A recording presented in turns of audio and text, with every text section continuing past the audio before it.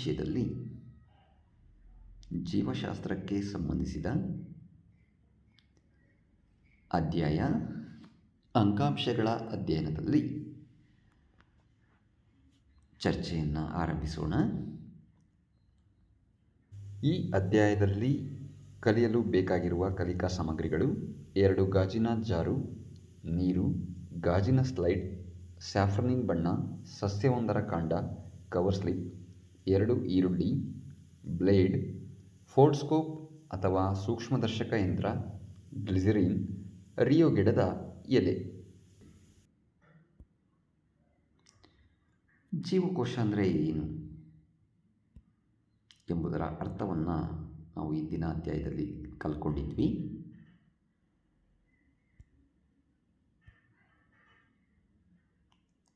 Prokaryotes ಮತ್ತು ಯೂಕ್ಯಾರಿಯೋಟ್ಸ್ಗಳ ಬಗ್ಗೆ ಅಧ್ಯಯನವನ್ನು ಮಾಡಿಕೊಂಡಿದ್ವಿ. ಪ್ರೊಕ್ಯಾರಿಯೋಟ್ಸ್ಗಳಲ್ಲಿ ಇರ್ತಕ್ಕಂಥ ನ್ಯೂಕ್ಲಿಯಸ್ ರಚನೆ ಮತ್ತು ಯೂಕ್ಯಾರಿಯೋಟ್ಸಲ್ಲಿ ಇರ್ತಕ್ಕಂಥ ನ್ಯೂಕ್ಲಿಯಸ್ ರಚನೆಗೆ ಅನುಗುಣವಾಗಿ ವರ್ಗೀಕರಣ ಮಾಡಿದ ಮೇಲೆ ಏಕಕೋಶ ಜೀವಿಗಳು ಅಂದರೆ ಏನು, ಬಹುಕೋಶ ಜೀವಿಗಳು ಅಂದರೆ ಏನು ಎಂಬುದನ್ನು ಕಲ್ಕೊಂಡಿದ್ವಿ. ಪ್ರೊಕ್ಯಾರಿಯೋಟ್ಸ್ ಜೀವಿಯಲ್ಲಿರ್ತಕ್ಕಂಥ ಕೋಶದ್ರವ್ಯ ಭಾಗದ ರಚನೆಯ ಬಗ್ಗೆ ಅಭ್ಯಾಸ ಮಾಡಿದ್ವಿ.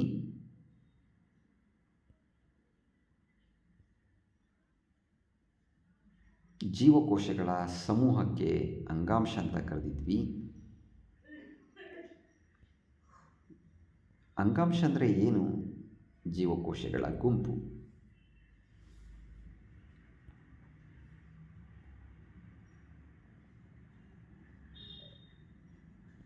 ಮಕ್ಕಳೇ, ಈ ದಿನ ನಾವು ಅಂಗಾಂಶಗಳ ಬಗ್ಗೆ ಅಧ್ಯಯನವನ್ನು ಕೈಗೊಳ್ಳೋಣ. ಈ ಅಧ್ಯಾಯದಲ್ಲಿ ಬರ್ತಕ್ಕಂಥ ಕಲಿಕಾ ಫಲಗಳು: ಸಸ್ಯ ಅಂಗಾಂಶಗಳು ಮತ್ತು ಅದರ ವಿಧಗಳು, ಪ್ರಾಣಿ ಅಂಗಾಂಶಗಳು ಮತ್ತು ಅದರ ವಿಧಗಳು, ಸಸ್ಯ ಅಂಗಾಂಶಗಳು ಮತ್ತು ಅದರ ವಿಧಗಳನ್ನು ಗುರುತಿಸಿ ಅರ್ಥ ಮಾಡಿಕೊಳ್ಳೋಣ. ಅಂಗಾಂಶ ಅಂದರೆ ಏನು ಅನ್ನೋದನ್ನು ಕಲಿಯೋಣ ಮಕ್ಕಳೇ. ಒಂದೇ ರೀತಿಯ ರಚನೆ ಅಥವಾ ಒಂದು ನಿರ್ದಿಷ್ಟ ಕಾರ್ಯವನ್ನು ಪೂರೈಸಲು ಒಟ್ಟಿಗೆ ಕೆಲಸ ಮಾಡುವ ಒಂದು ಜೀವಕೋಶಗಳ ಗುಂಪು.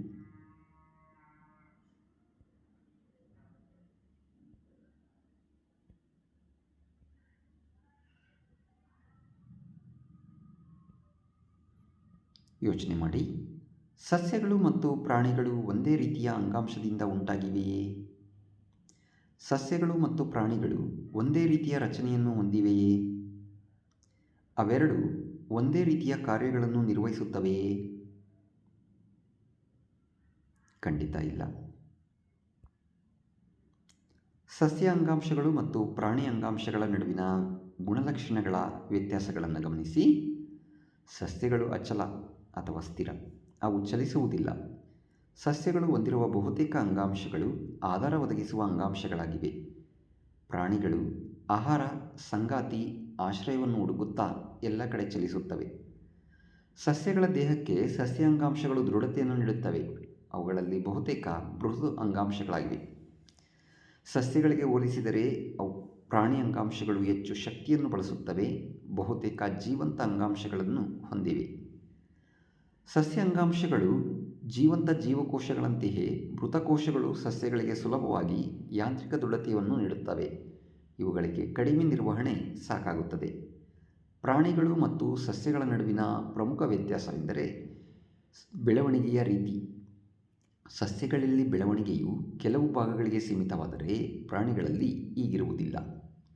ಸಸ್ಯಗಳಲ್ಲಿರುವ ಕೆಲವು ಅಂಗಾಂಶಗಳು ಜೀವಮಾನವಿಡೀ ವಿಭಜನೆ ಹೊಂದುತ್ತಿರುತ್ತವೆ. ಈ ಅಂಗಾಂಶಗಳು ಕೆಲವು ಭಾಗಗಳಲ್ಲಿ ಸಾಮಾನ್ಯವಾಗಿ ಕಂಡುಬರುತ್ತವೆ. ಈ ಅಂಗಾಂಶಗಳ ವಿಭಜನೆಯ ಸಾಮರ್ಥ್ಯವನ್ನು ಆಧರಿಸಿ ಸಸ್ಯ ಅಂಗಾಂಶಗಳನ್ನು ವರ್ಧನ ಅಂಗಾಂಶ ಮತ್ತು ಶಾಶ್ವತ ಅಂಗಾಂಶ ಎಂದು ವರ್ಗೀಕರಿಸಲಾಗಿದೆ. ಪ್ರಾಣಿಗಳಲ್ಲಿ ಜೀವಕೋಶದ ಬೆಳವಣಿಗೆಯು ಬಹುತೇಕ ಏಕರೂಪವಾಗಿರುತ್ತದೆ. ಆದ್ದರಿಂದ ಪ್ರಾಣಿಗಳ ದೇಹದಲ್ಲಿ ಕೋಶ ವಿಭಜಿಸುವ ಭಾಗ ಮತ್ತು ವಿಭಜನೆಯಾಗದ ಭಾಗ ಎಂದು ಯಾವುದೇ ಗುರುತಿಸುವಿಕೆ ಕಂಡುಬರುವುದಿಲ್ಲ.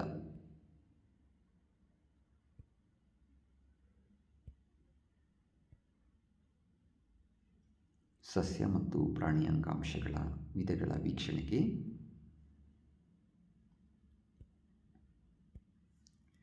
ಮಕ್ಕಳೇ, ಈಗ ನಾವೊಂದು ಚಟುವಟಿಕೆಯನ್ನು ಕೈಗೊಳ್ಳೋಣ. 2 ಗಾಜಿನ ಜಾಡಿಗಳನ್ನು ತೆಗೆದುಕೊಂಡ್ಬಿಟ್ಟು ನೀರನ್ನು ಭರ್ತಿ ಮಾಡೋಣ. 2 ಈರುಳ್ಳಿ ಗಡ್ಡೆಗಳನ್ನು ತೆಗೆದುಕೊಂಡು ಚಿತ್ರದಲ್ಲಿ ನಾವೀಗ ತೋರಿಸಿದ ಹಾಗೆ ಜಾಡಿಗಳಲ್ಲಿ ತಲಾ ಒಂದರಂತೆ ಇಡೋಣ. 2 ಗಡ್ಡೆಗಳಲ್ಲಿನ ಬೇರುಗಳ ಬೆಳವಣಿಗೆಯನ್ನು ಕೆಲವು ದಿನಗಳವರೆಗೆ ಗಮನಿಸೋಣ. 1, 2 ಮತ್ತು 3 ದಿನಗಳವರೆಗೆ ಬೇರುಗಳ ಉದ್ದವನ್ನು ಅಳತೆ ಮಾಡಿಕೊಳ್ಳೋಣ.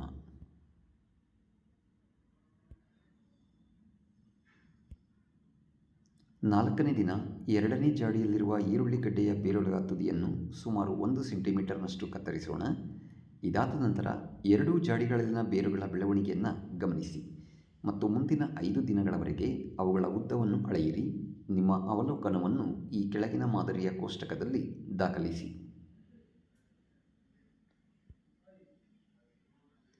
ಮೇಲಿನ ಅವಲೋಕನಗಳಿಂದ ಈ ಕೆಳಗಿನ ಪ್ರಶ್ನೆಗಳಿಗೆ ಉತ್ತರಿಸಿ. 2 ಈರುಳ್ಳಿಗಳಲ್ಲಿ ಯಾವುದು ಉದ್ದವಾದ ಬೇರುಗಳನ್ನು ಹೊಂದಿದೆ, ಏಕೆ? ಬೇರುಗಳ ತುದಿಯನ್ನು ನಾವು ತೆಗೆದುಹಾಕಿದಾಗಲೂ ಅವುಗಳ ಬೆಳವಣಿಗೆ ಮುಂದುವರಿಯಿತೆ. 2ನೇ ಜಾಡಿಯಲ್ಲಿ ಬೇರುಗಳ ತುದಿಯನ್ನು ಕತ್ತರಿಸಿದ ನಂತರ ಅವುಗಳ ಬೆಳವಣಿಗೆ ನಿಂತು ಹೋದುದೇಕೆ? ಗೊತ್ತಾಯಿತು ಮಕ್ಕಳೇ, ಬೆಳವಣಿಗೆ ಹೊಂದುವ ಭಾಗದಲ್ಲಿ ಕಂಡುಬರುವ ಅಂಗಾಂಶದ ವಿಧ. ನಾವೀಗ ವರ್ಧನ ಅಂಗಾಂಶದ ವಿಧಗಳ ಕಡೆ ಗಮನ ಹರಿಸೋಣ.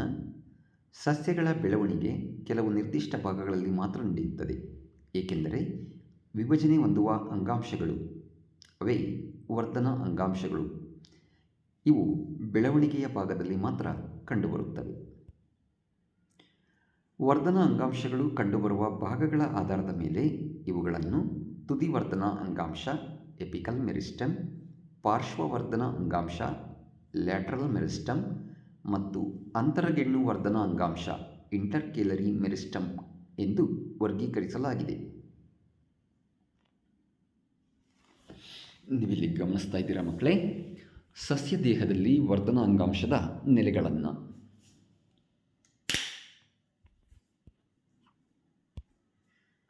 ವರ್ಧನ ಅಂಗಾಂಶದಿಂದ ಉತ್ಪತ್ತಿಯಾಗುವ ಹೊಸ ಜೀವಕೋಶಗಳು ಪ್ರಾರಂಭದಲ್ಲಿ ವರ್ಧನ ಅಂಗಾಂಶದ ಜೀವಕೋಶಗಳಂತೆಯೇ ಇರುತ್ತವೆ. ಆದರೆ ಅವು ಬೆಳೆದು ಪ್ರೌಢತೆಯನ್ನು ಗಳಿಸಿಕೊಂಡಂತೆಲ್ಲ ಅವುಗಳ ಗುಣಲಕ್ಷಣಗಳು ನಿಧಾನವಾಗಿ ಬದಲಾವಣೆ ಹೊಂದಿ ಇತರ ಅಂಗಾಂಶಗಳ ಘಟಕಗಳಾಗಿ ಗುರುತಿಸಲ್ಪಡುತ್ತವೆ. ತುದಿವರ್ಧನ ಅಂಗಾಂಶವು ಬೆಳೆಯುತ್ತಿರುವ ಕಾಂಡ ಮತ್ತು ಬೇರುಗಳ ತುದಿಗಳಲ್ಲಿ ಕಂಡುಬರುತ್ತದೆ ಮತ್ತು ಕಾಂಡ ಹಾಗೂ ಬೇರುಗಳ ಉದ್ದವನ್ನು ಹೆಚ್ಚಿಸುತ್ತದೆ. ಕಾಂಡ ಅಥವಾ ಬೇರುಗಳ ಸುತ್ತಳತೆಯು ಪಾರ್ಶ್ವವರ್ಧನ ಅಂಗಾಂಶದಿಂದಾಗಿ ಹೆಚ್ಚಳವಾಗುತ್ತದೆ.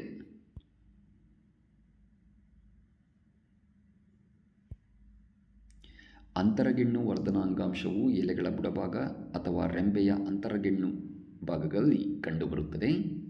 ಈ ಅಂಗಾಂಶವು ತುಂಬ ಕ್ರಿಯಾಶೀಲವಾಗಿರುವುದರಿಂದ ಇವುಗಳ ಜೀವಕೋಶಗಳು ಸಾಂದ್ರವಾದ ಕೋಶದ್ರವ್ಯವನ್ನು, ತೆಳುವಾದ ಕೋಶಭಿತ್ತಿಯನ್ನು ಮತ್ತು ದೊಡ್ಡದಾದ ನ್ಯೂಕ್ಲಿಯಸ್ಅನ್ನು ಹೊಂದಿವೆ. ಇವುಗಳಲ್ಲಿ ರಸದಾನಿಗಳು ಕಂಡುಬರುವುದಿಲ್ಲ.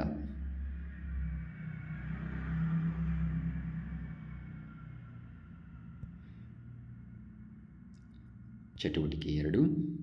ಸಸ್ಯ ದೇಹದಲ್ಲಿನ ವರ್ಧನ ಅಂಗಾಂಶದ ನೆಲೆಗಳನ್ನು ಗುರುತಿಸಿ ಅವುಗಳ ಕಾರ್ಯವನ್ನು ತಿಳಿಸುವುದು. ಚಿತ್ರದಲ್ಲಿ ಕೊಟ್ಟಿರುವ ವರ್ಧನ ಅಂಗಾಂಶದ ನೆಲೆಗಳನ್ನು ಹಾಗೂ ಅವುಗಳ ಕಾರ್ಯವನ್ನು ಕೋಷ್ಟಕದಲ್ಲಿ ಭರ್ತಿ ಮಾಡಿ.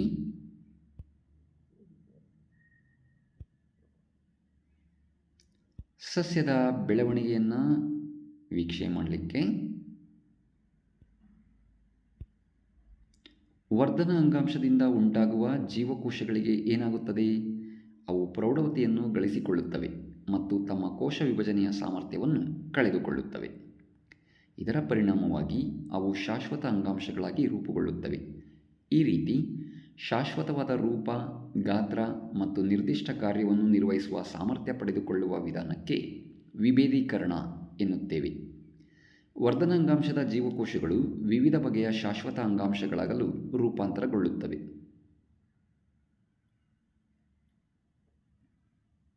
ನೀವಿಲ್ಲಿ ಗಮನಿಸ್ತಾ ಇದ್ದೀರಾ ಶಾಶ್ವತ ಅಂಗಾಂಶಗಳ ವಿವಿಧ ಬಗೆಗಳನ್ನು. ಸೂಕ್ಷ್ಮದರ್ಶಕದಲ್ಲಿ ಸಸ್ಯದ ಕಾಂಡದ ವೀಕ್ಷಣೆಯನ್ನು ಮಾಡಿಕೊಂಡು ಬಂದ ಮೇಲೆ ಸೂರ್ಯಕಾಂತಿ ಸಸ್ಯ ಕಾಂಡದ ಅಡ್ಡ ಸೀಳಿಕೆಯ ವೀಕ್ಷಣೆ. ನಾವು ನೋಡಿರ್ತಕ್ಕಂಥ ಅವಲೋಕನಗಳಿಂದ ಕೆಳಗಿನ ಪ್ರಶ್ನೆಗಳಿಗೆ ಉತ್ತರ ನೀಡಲಿಕ್ಕೆ ಹೋಗೋಣ ಮಕ್ಕಳೇ. ಎಲ್ಲ ಜೀವಕೋಶಗಳು ಒಂದೇ ರೀತಿಯ ರಚನೆಯನ್ನು ಹೊಂದಿರುವವೇ? ಎಷ್ಟು ವಿಧದ ಜೀವಕೋಶಗಳನ್ನು ನೋಡಬಹುದು? ಇಷ್ಟು ವಿಧದ ಜೀವಕೋಶಗಳಿರಲು ಕಾರಣವೇನೆಂದು ನಾವು ಯೋಚಿಸಬಹುದೇ? ನಾವು ಸಸ್ಯದ ಬೇರಿನ ತೆಳುವಾದ ಪದರಗಳನ್ನು ಕತ್ತರಿಸಿ ತೆಗೆಯಲು ಸಹ ಪ್ರಯತ್ನಿಸಬಹುದು. ವಿವಿಧ ಸಸ್ಯಗಳ ಬೇರು ಮತ್ತು ಕಾಂಡಗಳ ತೆಳುವಾದ ಪದರಗಳನ್ನು ಕತ್ತರಿಸಿ ತೆಗೆಯಲು ಪ್ರಯತ್ನಿಸಬಹುದು.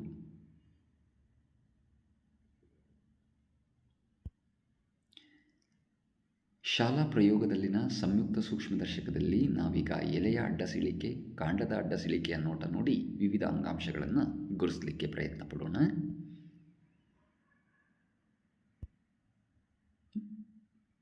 ಸಸ್ಯ ಅಂಗಾಂಶಗಳ ಸಂಕ್ಷಿಪ್ತ ವರ್ಗೀಕರಣದ ಪಟ್ಟಿ. ಸಸ್ಯ ಅಂಗಾಂಶಗಳನ್ನು ಪ್ರಮುಖವಾಗಿ ಎರಡು ಬಗೆಯಾಗಿ ವಿಂಗಡಣೆ ಮಾಡುತ್ತೇವೆ: ವರ್ಧನ ಅಂಗಾಂಶ ಮತ್ತು ಶಾಶ್ವತ ಅಂಗಾಂಶ. ವರ್ಧನ ಅಂಗಾಂಶದ ಬಗೆಗಳಲ್ಲಿ ತುದಿವರ್ಧನ ಅಂಗಾಂಶ, ಪಾರ್ಶ್ವವರ್ಧನ ಅಂಗಾಂಶ, ಅಂತರಗೆಣ್ಣು ವರ್ಧನ ಅಂಗಾಂಶ. ಶಾಶ್ವತ ಅಂಗಾಂಶಗಳಲ್ಲಿ ಸರಳ ಶಾಶ್ವತ ಅಂಗಾಂಶ ಮತ್ತು ಸಂಕೀರ್ಣ ಶಾಶ್ವತ ಅಂಗಾಂಶ. ಸರಳ ಶಾಶ್ವತ ಅಂಗಾಂಶಗಳಲ್ಲಿ ಪೇರಂಕೈಮ, ಕೋಲಂಕೈಮ, ಸ್ಕ್ಲಿರಂಕೈಮ. ಪೇರಂಕೈಮದಲ್ಲಿ ಕ್ಲೋರೋಪ್ಲಾಸ್ಟ್ಗಳಿದ್ದರೆ ಕ್ಲೋರಂಕೈಮ, ಗಾಳಿಯ ಅವಕಾಶಗಳಿದ್ದರೆ ಏರಂಕೈಮ.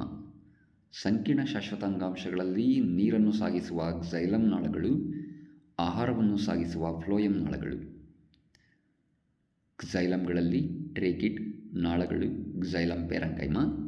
ಫ್ಲೋಯಂನಲ್ಲಿ ಜರಡಿ ತಟ್ಟೆ, ಜರಡಿ ನಾಳ, ಫ್ಲೋಯಂ ಪ್ಯಾರಂಕೈಮ ಸಂಗಾತಿ ಜೀವಕೋಶಗಳು ಕಂಡುಬರುತ್ತವೆ.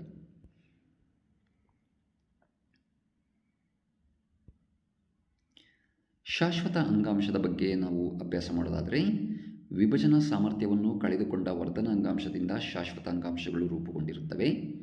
ಇವುಗಳನ್ನು ಸರಳ ಮತ್ತು ಸಂಕೀರ್ಣ ಶಾಶ್ವತ ಅಂಗಾಂಶಗಳಂತ ವರ್ಗೀಕರಣ ಮಾಡ್ತೀವಿ. ಸರಳ ಶಾಶ್ವತ ಅಂಗಾಂಶ ಸಿಂಪಲ್ ಪರ್ಮನೆಂಟ್ ಟಿಶ್ಯೂ. ಸಂಕೀರ್ಣ ಶಾಶ್ವತ ಅಂಗಾಂಶ. ಸರಳ ಶಾಶ್ವತ ಅಂಗಾಂಶದಲ್ಲಿ ಪೇರಂಕೈಮ, ಕೋಲಂಕೈಮ, ಸ್ಕ್ಲಿರಂಕೈಮ ಎಂಬತಕ್ಕಂಥ 3 ಬಗೆಗಳನ್ನು ನೋಡ್ತೀವಿ. ಪೇರಂಕೈಮ ಅಂಗಾಂಶದ ರಚನೆ ತೆಳುವಾದ ಕೋಶಭಿತ್ತಿಯನ್ನು ಹೊಂದಿರುತ್ತೆ, ಜೀವಂತ ಜೀವಕೋಶಗಳಿಂದ ಆಗಿರುತ್ತೆ, ಸಡಿಲವಾದ ಜೋಡಣೆ, ಕೋಶಗಳು ಸಂಧಿಸುವ ಮೂಲೆಗಳಲ್ಲಿ ಖಾಲಿ ಜಾಗಗಳು ಕಂಡುಬರುತ್ತವೆ. ಇದರ ಕಾರ್ಯ ಸಸ್ಯಗಳಿಗೆ ಆಧಾರ ಒದಗಿಸುತ್ತವೆ, ಆಹಾರ ಸಂಗ್ರಹಿಸುತ್ತವೆ. ಕಂಡುಬರುವ ಜಾಗಗಳು ಸಸ್ಯದ ಎಲ್ಲ ಮೃದು ಭಾಗದಲ್ಲಿ ಕಂಡುಬರುತ್ತವೆ. ಕೋಲಂಕೈಮ ಅಂಗಾಂಶದ ಜೀವಕೋಶಗಳು ಜೀವಂತವಾಗಿದ್ದು ಉದ್ದವಾಗಿರುತ್ತವೆ. ಜೀವಕೋಶಗಳು ಸೇರುವ ಮೂಲೆಗಳಲ್ಲಿ ದಪ್ಪನಾದ ಪೆಕ್ಟಿನ್ನಿಂದಾದ ವಸ್ತು ಇರುತ್ತದೆ.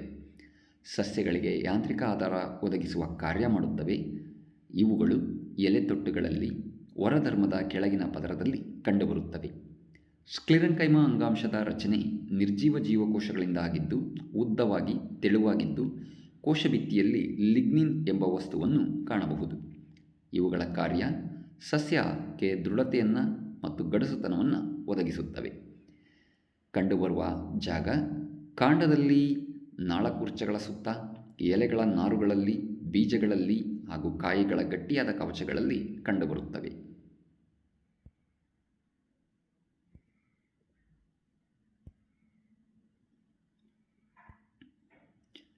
ಪೇರಂಕೈಮ ಕೆಲವು ಪದರಗಳಲ್ಲಿರುವ ಜೀವಕೋಶಗಳು ಮೂಲ ಜೋಡಣೆ ಅಂಗಾಂಶವನ್ನು ರೂಪಿಸುತ್ತವೆ. ನೀವಿಲ್ಲಿ ಗಮನಿಸ್ತಾ ಇದ್ದೀರ ಚಿತ್ರದಲ್ಲಿ ಅಂತರಕೋಶೀಯ ಅವಕಾಶಗಳು ಕಂಡುಬಂದರೆ ಆ ವಿಧದ ಅಂಗಾಂಶ ಪೇರಂಕೈಮ.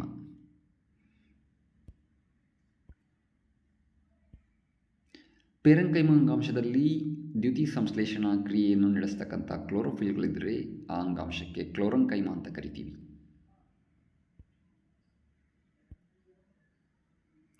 ಏರಂಕೈಮ ಅಂದರೆ ಏನು ಅಂತ ನೋಡೋಣ.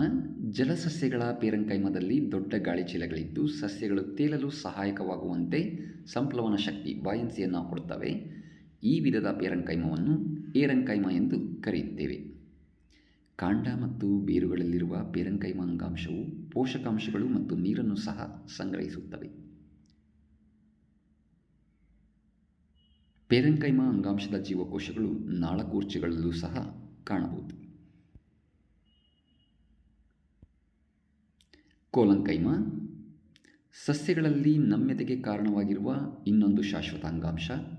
ಸಸ್ಯದ ವಿವಿಧ ಭಾಗಗಳಾದ ಎಲೆ, ಕಾಂಡ ಮುರಿಯದಂತೆ ಸುಲಭ ಬಾಗುವಿಕೆಯನ್ನು ಸಾಧ್ಯವಾಗಿಸುತ್ತದೆ. ಇದು ಸಸ್ಯಗಳಿಗೆ ಯಾಂತ್ರಿಕ ಆಧಾರವನ್ನು ಒದಗಿಸುತ್ತದೆ. ಎಲೆ ತೊಟ್ಟುಗಳಲ್ಲಿ ಹೊರಧರ್ಮದ ಕೆಳಗೆ ನಾವು ನೋಡುತ್ತೇವೆ. ಈ ಅಂಗಾಂಶದ ಜೀವಕೋಶಗಳು ಜೀವಂತವಾಗಿದ್ದು ಉದ್ದವಾಗಿರುತ್ತವೆ ಮತ್ತು ಜೀವಕೋಶಗಳು ಪರಸ್ಪರ ಸೇರುವ ಮೂಲೆಗಳಲ್ಲಿ ಅನಿಯಮಿತವಾಗಿ ದಪ್ಪವಾಗಿರುತ್ತದೆ. ಅಂತರಕೋಶೀಯ ಅವಕಾಶಗಳು ತುಂಬ ಕಡಿಮೆ ಸಂಖ್ಯೆಯಲ್ಲಿರುತ್ತವೆ. ನೀವಿಲ್ಲಿ ಗಮನಿಸ್ತಾ ಇದ್ದೀರಾ, ಕೋಲನ್ಕೈಮಾ ಅಂಗಾಂಶದ ಉದ್ದ ಸಿಳಿಕೆ ಮತ್ತು ಅಡ್ಡ ಸಿಳಿಕೆಯಲ್ಲಿ ಕೋಶಭಿತ್ತಿಯು ಮಂದವಾಗಿರ್ತಕ್ಕಂಥ ಪೆಕ್ಟಿನಿಂದಾದ ವಸ್ತುವಿನಿಂದ ಕಾಣುತ್ತೇವೆ. ಸ್ಕ್ಲಿರೆನ್ಕೈಮಾ ಅಂಗಾಂಶದ ವಿಧಗಳ ಕಡೆ ಗಮನ ಹರಿಸೋದಾದರೆ, ಸಸ್ಯಕ್ಕೆ ದೃಢ ಮತ್ತು ಗಡಸುತನವನ್ನು ಒದಗಿಸತಕ್ಕಂಥ ನಿರ್ಜೀವ ಆಧಾರ ಅಂಗಾಂಶ ಇದು. ತೆಂಗಿನ ಸಿಪ್ಪೆಯನ್ನು ನೋಡೋದಾದರೆ ನಮಗೆ ಸ್ಕ್ಲಿರೆನ್ಕೈಮಾ ಅಂಗಾಂಶ ಸುಲಭವಾಗಿ ಕಾಣಬಹುದು. ಈ ಅಂಗಾಂಶವು ನಿರ್ಜೀವ ಜೀವಕೋಶಗಳಿಂದ ಆಗಿರುತ್ತೆ. ಉದ್ದವಾಗಿ ತೆಳುವಾಗಿದ್ದು ಕೋಶಭಿತ್ತಿಯು ಲಿಗ್ನಿನ್ ಎಂಬ ರಾಸಾಯನಿಕ ವಸ್ತುವಿನಿಂದ ಆಗಿದ್ದು ಮಂದವಾಗಿದೆ. ಸಿಮೆಂಟ್ ರೀತಿ ಲಿಗ್ನಿನ್ ಕೋಶಭಿತ್ತಿಯನ್ನು ಗಟ್ಟಿಯಾಗಿಸುತ್ತೆ. ಕೋಶಭಿತ್ತಿಯು ಎಷ್ಟು ದಪ್ಪವಾಗಿರುತ್ತದೆ ಎಂದರೆ ಜೀವಕೋಶದೊಳಗೆ ಕೋಶೀಯ ಅವಕಾಶಗಳು ಇರುವುದಿಲ್ಲ. ಈ ಅಂಗಾಂಶವು ಕಾಂಡದಲ್ಲಿ, ನಾಳಕೂರ್ಚೆಗಳ ಸುತ್ತ, ಎಲೆಗಳ ನಾರುಗಳಲ್ಲಿ ಮತ್ತು ಬೀಜ ಕಾಯಿಗಳ ಗಟ್ಟಿಯಾದ ಕವಚಗಳಲ್ಲಿ ಕಂಡುಬರುತ್ತದೆ. ಈ ಅಂಗಾಂಶದ ಪ್ರಮುಖ ಕಾರ್ಯ ಸಸ್ಯಕ್ಕೆ ದೃಢತೆಯನ್ನು ಒದಗಿಸುವುದು. ಸ್ಕ್ಲಿರೈಡ್ ಮತ್ತು ನಾರು.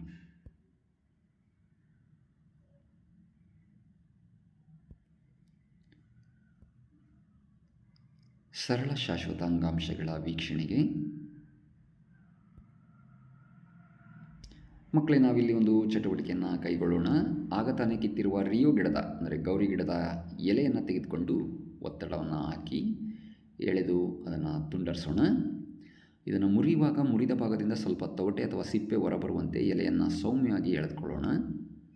ಸುಲಿದ ಈ ತೊಗಟೆ ಭಾಗವನ್ನು ತೆಗೆದು ನೀರು ತುಂಬಿದ ಒಂದು ತಟ್ಟೆಯಲ್ಲಿ ಪೆಟಡಿಶಲ್ಲಿ ಇಡೋಣ. ಇದಕ್ಕೆ ಕೆಲವು ಸ್ಯಾಫ್ರನಿನ್ ಬಣ್ಣವನ್ನು ಸೇರಿಸೋಣ. ಕೆಲವು ನಿಮಿಷಗಳವರೆಗೆ ಕಾದಾಗ ನಮಗೆ ಗಾಜಿನ ಸ್ಲೈಡ್ ಮೇಲೆ ಅದನ್ನು ವರ್ಗಾಯಿಸಿದಾಗ ಸ್ಲೈಡ್ನ ಮೇಲೆ ಕವರ್ ಸ್ಲಿಪ್ಪನ್ನು ನಿಧಾನವಾಗಿ ಹಾಕಿ ಸೂಕ್ಷ್ಮದರ್ಶಕದಡಿಯಲ್ಲಿ ವೀಕ್ಷಿಸೋಣ. ಆಗ ನಮಗೆ ಆ ಎಲೆಯ ಭಾಗದಲ್ಲಿರ್ತಕ್ಕಂಥ ಉರುಳಿ ಬೀಜದ ಆಕಾರದ ಜೀವಕೋಶಗಳು ಹೊರಧರ್ಮದ ಅವಕಾಶಗಳಲ್ಲಿ ಕಂಡುಬರುತ್ತವೆ. ಅವೇ ಕಾವಲು ಜೀವಕೋಶಗಳು. ಎರಡು ಕಾವಲು ಜೀವಕೋಶಗಳು ಸೇರಿ ಒಂದು ರಂಧ್ರವನ್ನು ಉಂಟು ಮಾಡುತ್ತವೆ. ಅದೇ ಎಲೆಯಲ್ಲಿರ್ತಕ್ಕಂಥ ಪತ್ರರಂಧ್ರಗಳು.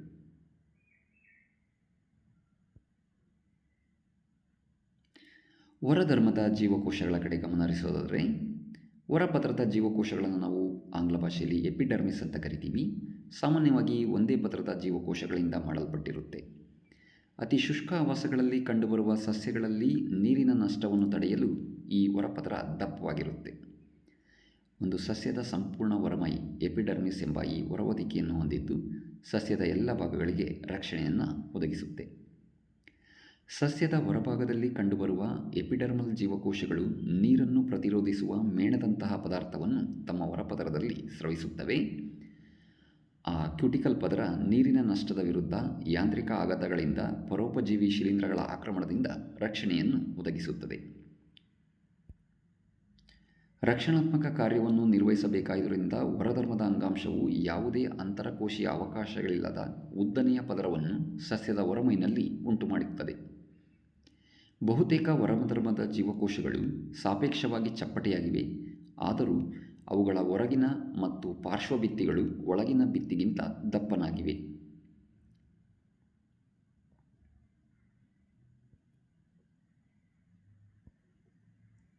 ಎಲೆಗಳ ಹೊರಧರ್ಮದಲ್ಲಿ ಅಲ್ಲಲ್ಲಿ ನಾವು ಸಣ್ಣ ರಂಧ್ರಗಳನ್ನು ಗಮನಿಸಿದ್ವಿ ಮಕ್ಕಳೇ. ಆ ರಂಧ್ರಗಳು ಪತ್ರರಂಧ್ರಗಳು, ಸ್ಟೊಮ್ಯಾಟ. ಪತ್ರರಂಧ್ರಗಳು ಮೂತ್ರಪಿಂಡದ ಆಕಾರದ ಎರಡು ಜೀವಕೋಶಗಳಿಂದ ಆವೃತವಾಗಿರ್ತವೆ. ಅವೇ ಕಾವಲು ಜೀವಕೋಶಗಳು. ವಾತಾವರಣದಿಂದ ಅನಿಲಗಳ ವಿನಿಮಯ ಪ್ರಕ್ರಿಯೆಗೆ ಪತ್ರರಂಧ್ರಗಳ ಅಗತ್ಯ ಇರುತ್ತೆ. ಬಾಷ್ಪ ವಿಸರ್ಜನೆ, ನೀರಾವಿಯ ರೂಪದಲ್ಲಿ ಸಸ್ಯ ದೇಹದಿಂದ ನೀರಿನ ನಷ್ಟವಾಗುವ ಪ್ರಕ್ರಿಯೆ ಕೂಡ ಈ ರಂಧ್ರಗಳ ಮೂಲಕವೇ ಜರುಗುತ್ತೆ. ನೀರನ್ನು ಹೀರಿಕೊಳ್ಳುವ ಕಾರ್ಯವೇ ಪ್ರಧಾನವಾಗಿರುವ ಬೇರಿನ ಎಪಿಡರ್ಮಲ್ ಜೀವಕೋಶಗಳು ಸಾಮಾನ್ಯವಾಗಿ ಉದ್ದನೆಯ ಕೂದಲಿನಂತಹ ರಚನೆಗಳನ್ನು ಹೊಂದಿರುತ್ತವೆ. ಇವು ನೀರನ್ನು ಹೀರುವ ಮೇಲ್ಮೈ ಪ್ರದೇಶವನ್ನು ಬಹಳಷ್ಟು ಹೆಚ್ಚಿಸುತ್ತವೆ.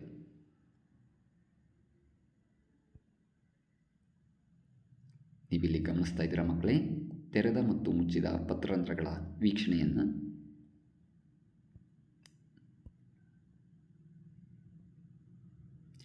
ಕೆಲವು ಮರುಭೂಮಿ ಸಸ್ಯಗಳಲ್ಲಿ ವರಧರ್ಮದ ಹೊರಪದರವು ಕ್ಯೂಟಿನ್ ನೀರನ್ನು ಪ್ರತಿರೋಧಿಸುವ ಗುಣವುಳ್ಳ ರಾಸಾಯನಿಕ ವಸ್ತುವಿನಿಂದಾದ ದಪ್ಪ ಮೇಣದಂತಹ ಪದರವನ್ನು ಹೊಂದಿರುತ್ತವೆ. ನಾವು ಇದಕ್ಕೆ ಒಂದು ಕಾರಣವನ್ನು ಯೋಚಿಸಬಹುದೇ, ಏಕೆ ಈ ರೀತಿ ಇದೆ ಅಂತ.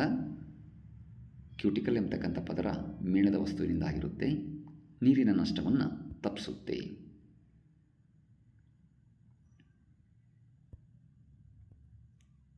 ಮರದ ಕೊಂಬೆಯೊಂದರ ಹೊರಪದರವು ಎಳೆಯ ಕಾಂಡದ ಹೊರಪದರಕ್ಕಿಂತ ಭಿನ್ನವಾಗಿದೆಯೇ? ಹೌದು. ಸಸ್ಯಗಳು ಬೆಳೆದು ಪ್ರೌಢವಾಗುತ್ತಿದ್ದಂತೆಯೇ ಹೊರಗಿನ ರಕ್ಷಣಾತ್ಮಕ ಅಂಗಾಂಶವು ಕೆಲವು ಬದಲಾವಣೆಗಳಿಗೆ ಒಳಪಡುತ್ತದೆ. ದ್ವಿತೀಯಕ ವರ್ಧನ ಅಂಗಾಂಶದ ಒಂದು ಪಟ್ಟಿಯು ಕಾಂಡದ ಎಪಿಡರ್ಮಸ್ ಅಂಗಾಂಶವನ್ನು ಬದಲಿಸುತ್ತದೆ. ಸಸ್ಯದ ಹೊರಭಾಗದ ಜೀವಕೋಶಗಳು ಈ ಪದರದಿಂದ ಉಂಟಾಗುತ್ತವೆ. ಇದು ಹಲವಾರು ಪದರಗಳುಳ್ಳ ದಪ್ಪವಾದ ಮರದ ತೊಗಟೆಯನ್ನು ಉಂಟುಮಾಡುತ್ತದೆ. ತೊಗಟೆಯ ಜೀವಕೋಶಗಳು ನಿರ್ಜೀವವಾಗಿದ್ದು ಯಾವುದೇ ಅಂತರಕೋಶೀಯ ಅವಕಾಶಗಳಿಲ್ಲದಂತೆ ಒತ್ತಾಗಿ ಜೋಡಣೆಗೊಂಡಿರುತ್ತವೆ. ತೊಗಟೆಯ ಪದರಗಳಲ್ಲಿ ಸುಬರಿನ್ ಎಂಬ ರಾಸಾಯನಿಕ ಕೂಡ ಇದ್ದು, ಇದು ಕಾಂಡದೊಳಗೆ ಗಾಳಿ ಮತ್ತು ನೀರು ಪ್ರವೇಶಿಸದಂತೆ ತಡೆಯುತ್ತದೆ. ಹೊರಧರ್ಮದ ಜೀವಕೋಶಗಳ ಕಡೆ ಗಮನಹರಿಸಲು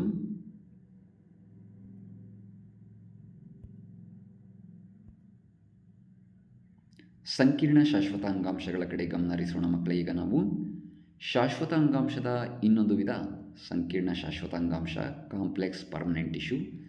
ಸಂಕೀರ್ಣ ಶಾಶ್ವತ ಅಂಗಾಂಶಗಳು ಒಂದಕ್ಕಿಂತ ಹೆಚ್ಚು ವಿಧದ ಜೀವಕೋಶಗಳಿಂದ ಆಗಿರುತ್ತವೆ.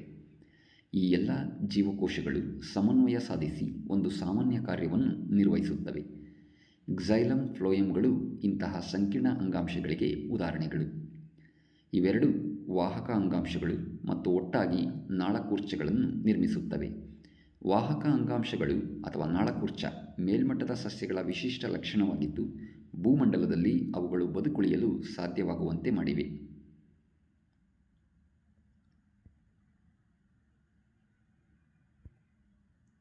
ಕ್ಸೈಲಮ್ ಅಂಗಾಂಶವು ಟ್ರೇಕಿಡ್, ನಾಳಗಳು, ಕ್ಸೈಲಮ್ ಪ್ಯಾರೆಂಕೈಮಾ ಮತ್ತು ಕ್ಸೈಲಮ್ ನಾರುಗಳನ್ನು ಹೊಂದಿದೆ. ಕೋಶಗಳು ದಪ್ಪವಾದ ಕೋಶಭಿತ್ತಿಯನ್ನು ಹೊಂದಿದ್ದು ಬಹುತೇಕ ನಿರ್ಜೀವ ಜೀವಕೋಶಗಳಾಗಿವೆ. ಟ್ರೇಕಿಡ್ಗಳು ಮತ್ತು ನಾಳಗಳು ಕೊಳವೆಯಾಕಾರದ ರಚನೆ ಹೊಂದಿವೆ. ಇದು ನೀರು ಮತ್ತು ಲವಣಗಳನ್ನು ಮೇಲ್ಮುಖವಾಗಿ ಸಾಗಿಸಲು ಸಹಾಯಕವಾಗಿದೆ. ಕ್ಸೈಲಮ್ ಪ್ಯಾರೆಂಕೈಮಾ ಆಹಾರ ಸಂಗ್ರಹಿಸುತ್ತದೆ ಮತ್ತು ನೀರಿನ ಪಾರ್ಶ್ವ ಹರಿಯುವಿಕೆಗೆ ಸಹಾಯಕವಾಗಿದೆ. ಕ್ಸೈಲಮ್ ನಾರು ಪ್ರಧಾನವಾಗಿ ಸಸ್ಯ ದೇಹಕ್ಕೆ ಆಧಾರ ಒದಗಿಸುವ ಕಾರ್ಯ ನಿರ್ವಹಿಸುತ್ತದೆ.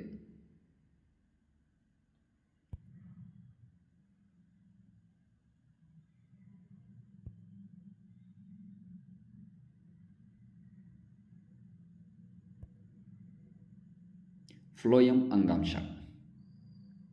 ಫ್ಲೋಯಂನ ಅಡ್ಡ ಸಿಳಿಕೆಯ ನೋಟದಲ್ಲಿ ಜರಡಿ ತಟ್ಟೆ, ಜರಡಿ ನಾಳ, ಫ್ಲೋಯಂ ಪ್ಯಾರೆಂಕೈಮಾ, ಸಂಗಾತಿ ಜೀವಕೋಶಗಳ ಭಾಗಗಳನ್ನು ಗುರುತಿಸಿ. ಫ್ಲೋಯಂ ಸಹ 4 ವಿಧದ ಘಟಕಗಳಿಂದ ಉಂಟಾಗಿದೆ. ರಂಧ್ರಗಳುಳ್ಳ ಭಿತ್ತಿಯನ್ನು ಹೊಂದಿದ್ದು, ಫ್ಲೋಯಂ ಕ್ಸೈಲಮ್ಗಿಂತ ಭಿನ್ನವಾಗಿದೆ. ಇದರಲ್ಲಿ ವಸ್ತುಗಳು ಎರಡೂ ದಿಕ್ಕಿನಲ್ಲಿ ಚಲಿಸುತ್ತವೆ, ಅಂದರೆ ವಸ್ತು ಸ್ಥಾನಾಂತರಣ ಪ್ರಕ್ರಿಯೆ ನಡೆಯುತ್ತೆ. ಫ್ಲೋಯಂ ಎಲೆಗಳಿಂದ ಆಹಾರವನ್ನು ಸಸ್ಯದ ವಿವಿಧ ಭಾಗಗಳಿಗೆ ಸಾಗಿಸುತ್ತದೆ. ಫ್ಲೋಯಂ ನಾರುಗಳನ್ನು ಹೊರತುಪಡಿಸಿ ಉಳಿದೆಲ್ಲ ಫ್ಲೋಯಂ ಜೀವಕೋಶಗಳು ಜೀವಂತ ಕೋಶಗಳಾಗಿವೆ. ಕ್ಸೈಲಮ್ ಅಂಗಾಂಶದಲ್ಲಿ ನಾವು ನೋಡಿದ ಹಾಗೆ ಅಲ್ಲಿ 3 ವಿಧದ ಜೀವಕೋಶಗಳು ನಿರ್ಜೀವವಾಗಿದ್ದು 1 ವಿಧದ ಜೀವಕೋಶ ಜೀವಂತವಾಗಿತ್ತು.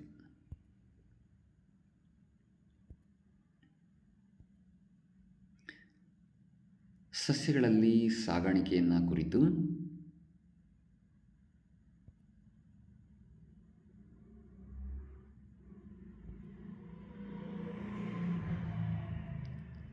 ಸಸ್ಯ ಅಂಗಾಂಶಗಳ ಕುರಿತು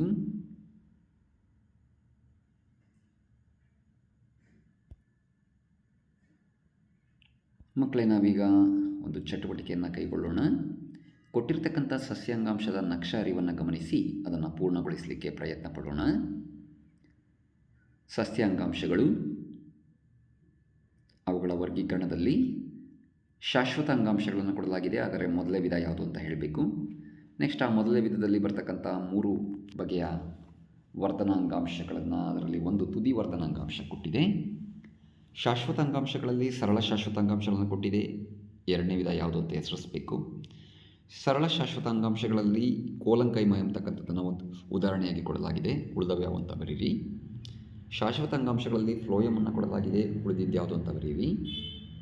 ಒಂದೇ ರೀತಿಯ ರಚನೆ ಮತ್ತು ಕಾರ್ಯನಿರ್ವಹಿಸುವ ಜೀವಕೋಶಗಳ ಸಮೂಹಕ್ಕೆ ನಾವು ಅಂಗಾಂಶ ಅಂತೇಳಿ ಕರೆದಿದ್ದೀವಿ. ಈ ಕೆಳಗಿನ ಅಂಗಾಂಶಗಳ ಚಿತ್ರಗಳನ್ನು ಗಮನಿಸಿ ಅವುಗಳನ್ನು ಹೆಸರಿಸಲಿಕ್ಕೆ ಪ್ರಯತ್ನ ಪಡಿ. ಅವುಗಳ ಕಾರ್ಯವನ್ನು ಬರೆದು ಕೋಷ್ಟಕದಲ್ಲಿ ಪೂರ್ಣಗೊಳಿಸಿ.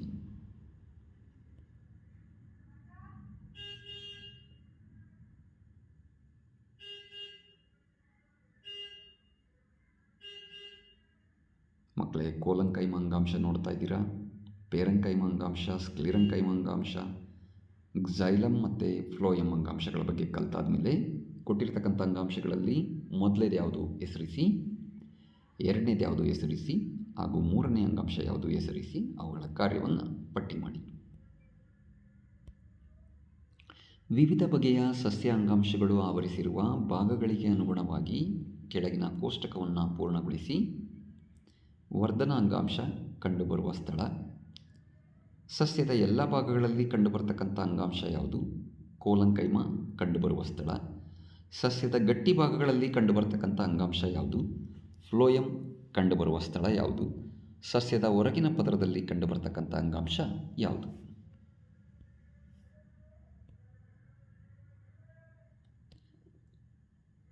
ಪ್ರಾಣಿ ಅಂಗಾಂಶಗಳು ಮತ್ತು ಅದರ ವಿಧಗಳನ್ನು ಗುರುತಿಸಿ ಅರ್ಥ ಮಾಡ್ಕೊಳ್ಳೋಕ್ಕೆ ಹೋಗೋಣ. ಈಗ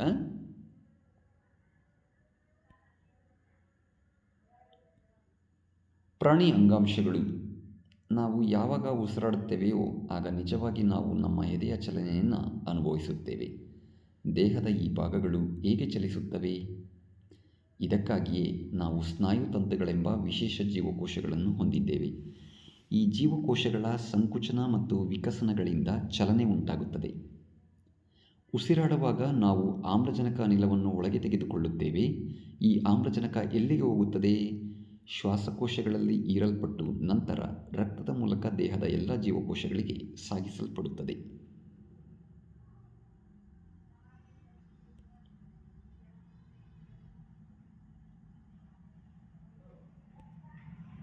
ಜೀವಕೋಶಗಳಿಗೆ ಆಮ್ಲಜನಕ ಏಕೆ ಅಗತ್ಯ? ನಾವು ಈ ಮೊದಲು ಅಧ್ಯಯನ ಮಾಡಿದ ಮೈಟೊಕಾಂಡ್ರಿಯದ ಕಾರ್ಯವು ಈ ಪ್ರಶ್ನೆಗೆ ಉತ್ತರದ ಸುಳಿವನ್ನು ನೀಡುತ್ತೆ. ರಕ್ತವು ಹರಿಯುತ್ತದೆ ಮತ್ತು ಹಲವು ವಸ್ತುಗಳನ್ನು ದೇಹದ ಒಂದು ಭಾಗದಿಂದ ಇನ್ನೊಂದು ಭಾಗಕ್ಕೆ ಒಯ್ಯುತ್ತದೆ. ಉದಾಹರಣೆಗೆ, ಆಮ್ಲಜನಕ ಮತ್ತು ಆಹಾರವನ್ನು ಎಲ್ಲ ಜೀವಕೋಶಗಳಿಗೆ ಒಯ್ಯುತ್ತೆ. ದೇಹದ ಎಲ್ಲ ಭಾಗಗಳಿಂದ ತ್ಯಾಜ್ಯ ಪದಾರ್ಥಗಳನ್ನು ಸಂಗ್ರಹಿಸಿ ಅವುಗಳನ್ನು ವಿಸರ್ಜಿಸುವ ಸಲುವಾಗಿ ಪಿತ್ತಕೋಶ ಮತ್ತು ಮೂತ್ರಪಿಂಡಗಳಿಗೆ ಸಾಗಿಸುತ್ತದೆ ರಕ್ತ.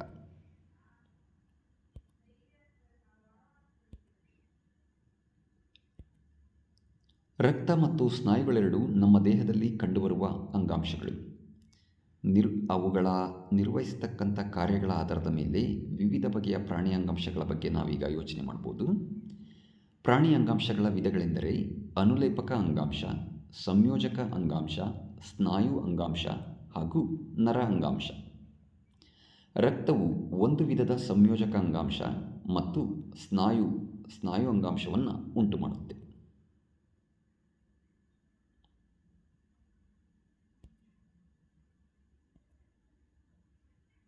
ಅನುಲೇಪಕ ಅಂಗಾಂಶದ ಬಗ್ಗೆ ಅಭ್ಯಾಸ ಮಾಡೋಣ. ಈಗ ಪ್ರಾಣಿಗಳ ದೇಹವನ್ನು ಆವರಿಸಿರುವ ಅಥವಾ ರಕ್ಷಣಾತ್ಮಕ ಅಂಗಾಂಶ. ಅನುಲೇಪಕವು ದೇಹದೊಳಗಿನ ಬಹುತೇಕ ಅಂಗಗಳು ಮತ್ತು ಕುಹರಗಳನ್ನು ಹೊದಿಕೆಯಾಗಿ ಆವರಿಸಿದೆ.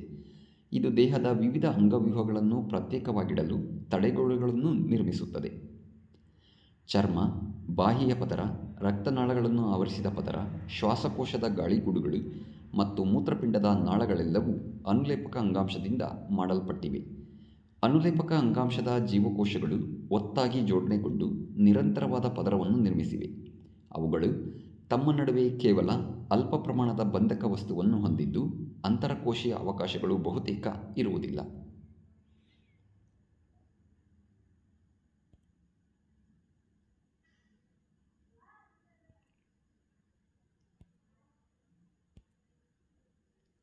ಯಾವುದೇ ವಸ್ತು ಶರೀರವನ್ನು ಪ್ರವೇಶಿಸಲಿ ಅಥವಾ ಶರೀರದಿಂದ ಹೊರಹೋಗಲಿ, ನಿಸ್ಸಂಶಯವಾಗಿ ಅವು ಒಂದಾದರೂ ಅನುಲೇಪಕ ಅಂಗಾಂಶದ ಪದರವನ್ನು ಹಾದುಹೋಗಲೇಬೇಕಾಗುತ್ತದೆ.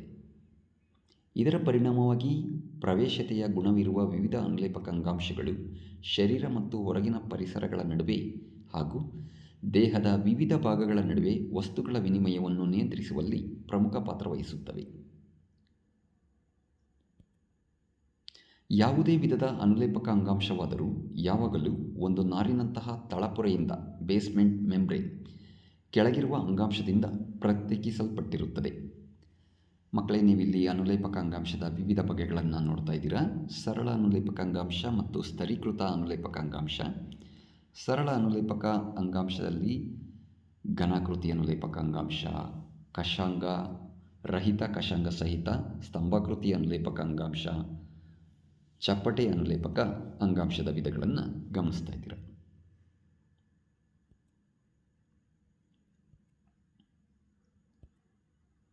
ಸರಳ ಚಪ್ಪಟೆ ಅನುಲೇಪಕ ಅಂಗಾಂಶ, ಘನಾಕೃತಿ ಅನುಲೇಪಕ ಅಂಗಾಂಶ, ಕಷಾಂಗ ಸಹಿತ ಸ್ತಂಭಾಕೃತಿ ಅನುಲೇಪಕ ಅಂಗಾಂಶ, ಸ್ತರೀಕೃತ ಚಪ್ಪಟೆ ಅನುಲೇಪಕ ಅಂಗಾಂಶ.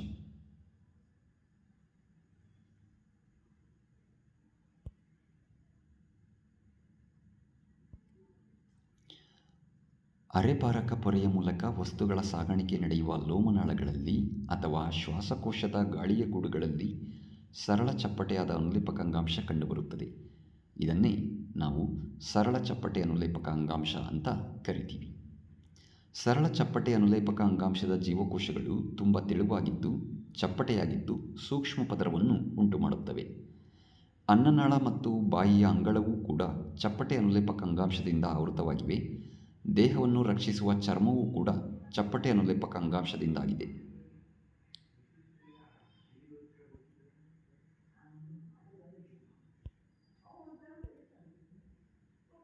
ಸ್ತರೀಕೃತ ಚಪ್ಪಟೆ ಅನುಲೇಪಕ ಅಂಗಾಂಶ.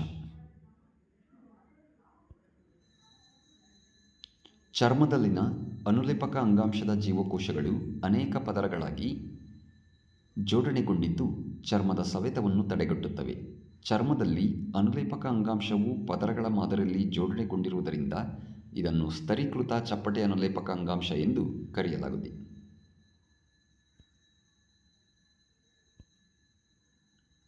ಕಷಾಂಗ ಸಹಿತ ಸ್ತಂಭಾಕೃತಿ ಅನುಲೇಪಕ ಅಂಗಾಂಶ, ಸಿಲಿಯೇಟೆಡ್ ಕಲ್ಯುಮ್ನಾರ್ ಎಪಿಥೀಲಿಯಂ. ಹೀರುವಿಕೆ ಮತ್ತು ಸ್ರವಿಸುವಿಕೆಯಂತಹ ಕ್ರಿಯೆಗಳು ನಡೆಯುವ ಸಣ್ಣ ಕರುಳಿನ ಒಳಭಿತ್ತಿಯಂತಹ ಭಾಗಗಳಲ್ಲಿ ಉದ್ದನೆಯ ಅನುಲೇಪಕ ಅಂಗಾಂಶದ ಜೀವಕೋಶಗಳು ಕಂಡುಬರುತ್ತವೆ. ಈ ಸ್ತಂಭಾಕಾರದ ಅನುಲೇಪಕ ಜೀವಕೋಶಗಳು ಅನುಲೇಪಕ ಅಂಗಾಂಶದ ತಡೆಗೋಡೆಯನ್ನು ದಾಟಲು ಸಹಾಯಕವಾಗುವ ಚಲನೆಯನ್ನು ಒದಗಿಸುತ್ತವೆ. ಶ್ವಾಸನಾಳಗಳಲ್ಲಿ ಕಂಡುಬರುವ ಸ್ತಂಭಾಕೃತಿ ಅನುಲೇಪಕ ಅಂಗಾಂಶವು ಕಷಾಂಗಗಳನ್ನು ಹೊಂದಿದೆ. ಸಿಲಿಯಾ ಎಂಬುದು ಅನುಲೇಪಕ ಅಂಗಾಂಶದ ಜೀವಕೋಶಗಳ ಹೊರಮೈ ಮೇಲೆ ಮುಂಚಾಚಿರುವ ಕೂದಲಿನಂತಹ ರಚನೆಯಾಗಿವೆ. ಈ ಕಷಾಂಗಗಳು ಚಲಿಸಬಲ್ಲವು ಮತ್ತು ಅವುಗಳ ಚಲನೆ ಲೋಳೆಯಂತಹ ವಸ್ತುವನ್ನು ಮುಂದೆ ತಳ್ಳಿ ಹೊರಹಾಕುತ್ತದೆ. ಈ ರೀತಿಯ ಅನುಲೇಪಕ ಅಂಗಾಂಶವನ್ನು ನಾವು ಕಷಾಂಗ ಸಹಿತ ಸ್ತಂಭಾಕೃತಿ ಅನುಲೇಪಕ ಅಂಗಾಂಶ ಅಂತ ಕರಿತೀವಿ.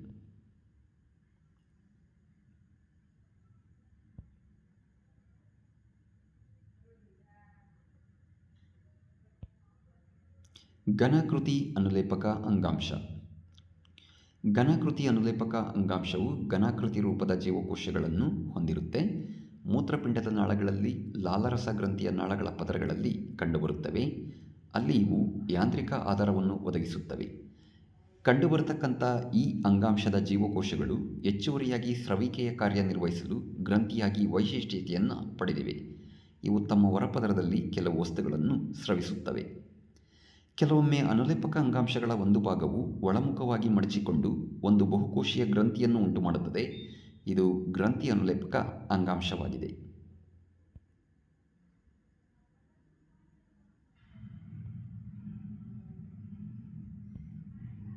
ಈ ಕೆಳಗಿನ ಪ್ರಾಣಿ ಅಂಗಾಂಶಗಳ ಚಿತ್ರಗಳನ್ನು ಹೆಸರಿಸಿ ಕಾರ್ಯವನ್ನು ಬರೆದು ಕೋಷ್ಟಕವನ್ನು ಪೂರ್ಣಗೊಳಿಸಿ.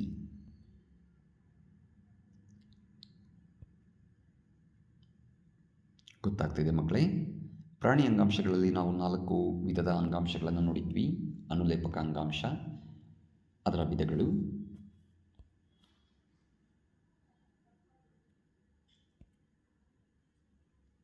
ಅನುಲೇಪಕ ಅಂಗಾಂಶದಲ್ಲಿ ಸ್ತಂಭಾಕಾರದಲ್ಲಿರ್ತಕ್ಕಂಥ ಜೀವಕೋಶಗಳನ್ನು ಹೊಂದಿದ್ರೆ ಏನಂತ ಕರಿತೀವಿ, ಅದರ ಹೆಸರು ಮತ್ತು ಅದರ ಕಾರ್ಯ. ಅದೇ ಅನುಲೇಪಕ ಅಂಗಾಂಶದಲ್ಲಿ ಗ್ರಂಥಿಗಳಲ್ಲಿ ಕಂಡುಬಂದರೆ ಆ ಅಂಗಾಂಶಕ್ಕೆ ಏನಂತ ಕರಿತೀವಿ, ಅದರ ಹೆಸರು ಮತ್ತು ಅದರ ಕಾರ್ಯ.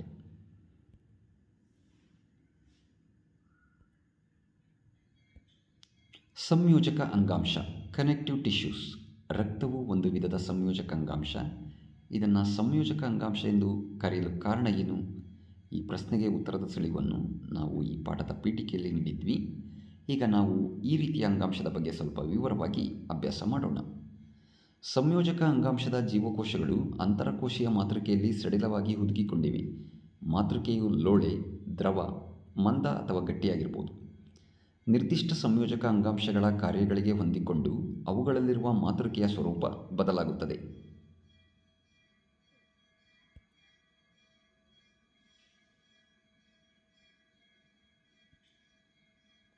ಒಂದು ಗಾಜಿನ ಸ್ಲೈಡ್ನ ಮೇಲೆ 1 ಹನಿ ರಕ್ತವನ್ನು ತೆಗೆದುಕೊಂಡು ಸೂಕ್ಷ್ಮದರ್ಶಕದ ಅಡಿಯಲ್ಲಿ ಅದರಲ್ಲಿರುವ ವಿವಿಧ ಜೀವಕೋಶಗಳನ್ನು ವೀಕ್ಷಿಸೋಣ.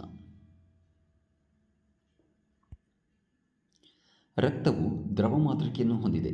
ಅದನ್ನು ನಾವು ಪ್ಲಾಸ್ಮಾ ಎಂದು ಕರೆಯುತ್ತೇವೆ. ಪ್ಲಾಸ್ಮಾದಲ್ಲಿ ಕೆಂಪು ರಕ್ತ ಕಣಗಳು RBC, ಬಿಳಿ ರಕ್ತ ಕಣಗಳು WBC ಮತ್ತು ಕಿರುತಟ್ಟೆಗಳು ಪ್ಲೇಟ್ಲೆಟ್ಸ್ ನಿಲಂಬಿತ ಸ್ಥಿತಿಯಲ್ಲಿರುತ್ತವೆ. ಪ್ಲಾಸ್ಮಾವು ಪ್ರೋಟೀನ್ಗಳು, ಲವಣಗಳು ಮತ್ತು ಹಾರ್ಮೋನುಗಳನ್ನು ಹೊಂದಿದೆ.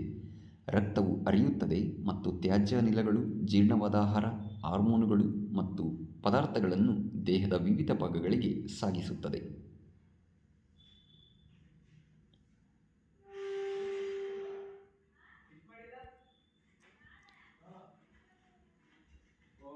ರಕ್ತದ ಘಟಕಗಳನ್ನು ವೀಕ್ಷಣೆ ಮಾಡಲಿಕ್ಕೆ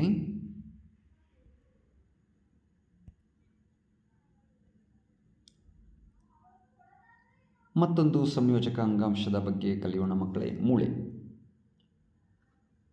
ದೇಹಕ್ಕೆ ಆಧಾರ ನೀಡುವ ಚೌಕಟ್ಟನ್ನು ನಿರ್ಮಿಸುತ್ತೆ. ಸ್ನಾಯುಗಳಿಗೆ ಆಧಾರ ನೀಡುವ ಮೂಲಕ ದೇಹದ ಪ್ರಮುಖ ಅಂಗಗಳಿಗೂ ಆಧಾರ ಒದಗಿಸುತ್ತದೆ. ಬಲಯುತವಾದ ಮತ್ತು ಅನಮ್ಯ ಅಂಗಾಂಶ.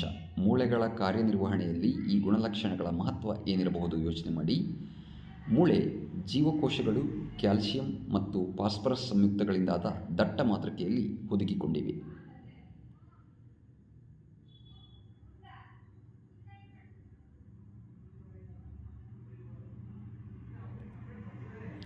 ಅಸ್ಥಿರಜ್ಜು ಲಿಗಮೆಂಟ್ಸ್ ಎಂಬ ಇನ್ನೊಂದು ವಿಧದ ಸಂಯೋಜಕ ಅಂಗಾಂಶದಿಂದ 2 ಮೂಳೆಗಳು ಪರಸ್ಪರ ಬಂಧಿಸಲ್ಪಟ್ಟಿರುತ್ತವೆ. ಒಂದು ಮೂಳೆಯನ್ನು ಮತ್ತೊಂದು ಮೂಳೆಗೆ ಬಂಧಿಸುವ ಅಂಗಾಂಶ ಇದು. ಈ ಅಂಗಾಂಶವು ಹೆಚ್ಚು ಸ್ಥಿತಿಸ್ಥಾಪಕತೆಯನ್ನು ಹೊಂದಿದೆ, ಸಾಕಷ್ಟು ಶಕ್ತಿಯನ್ನು ಹೊಂದಿದ್ದು ಅಸ್ಥಿರಜ್ಜುಗಳು ಅತಿ ಕಡಿಮೆ ಪ್ರಮಾಣದ ಮಾತೃಕೆಯನ್ನು ಹೊಂದಿವೆ. ಸ್ನಾಯುರಜ್ಜುಗಳು ಟೆಂಡಾನ್ಸ್, ಇವು ಸ್ನಾಯುಗಳನ್ನು ಮೂಳೆಗಳಿಗೆ ಬಂಧಿಸುವ ಇನ್ನೊಂದು ಬಗೆಯ ಸಂಯೋಜಕ ಅಂಗಾಂಶವಾಗಿದೆ. ಸ್ನಾಯುರಜ್ಜುಗಳು ನಾರಿನಂತಹ ಅಂಗಾಂಶವಾಗಿದ್ದು ಅತ್ಯಧಿಕ ಶಕ್ತಿ ಆದರೆ ಸೀಮಿತ ನಮ್ಯತೆಯನ್ನು ಹೊಂದಿವೆ.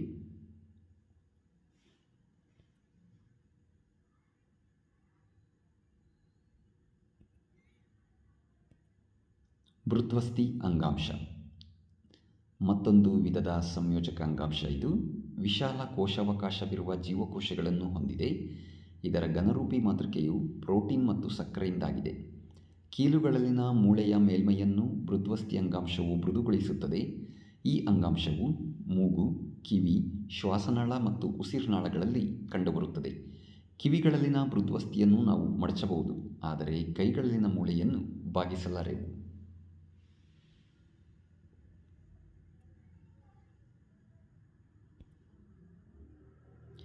ಏರಿಯೋಲಾರ್ ಅಂಗಾಂಶ ಚರ್ಮ ಮತ್ತು ಸ್ನಾಯುಗಳ ಮಧ್ಯೆ, ನರಗಳು ಮತ್ತು ರಕ್ತನಾಳಗಳ ಸುತ್ತ ಹಾಗೂ ಅಸ್ಥಿಮಜ್ಜೆಗಳಲ್ಲಿ ಸಂಯೋಜಕ ಅಂಗಾಂಶ ಇದು ಕಂಡುಬರುತ್ತೆ.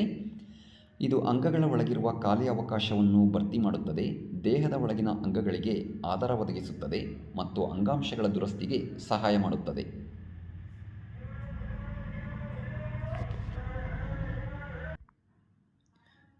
ಮಕ್ಕಳೇ, ನೀವಿಲ್ಲಿ ಗಮನಿಸ್ತಾ ಇದ್ದೀರಾ ಏರಿಯೋಲಾರ್ ಅಂಗಾಂಶದ ರಚನೆಯನ್ನು. ಅದರಲ್ಲಿ ಮಾಸ್ಟ್ ಕೋಶಗಳು, ಪ್ಲಾಸ್ಮಾ ಕೋಶಗಳು, ಕೊಲ್ಲಾಜೆನ್ ತಂತುಗಳು, ಮೈಕ್ರೋಪೇಜ್, ರೆಟಿಕ್ಯುಲರ್ ತಂತುಗಳು, ಫೈಬ್ರೋಬ್ಲಾಸ್ಟ್ಗಳನ್ನು.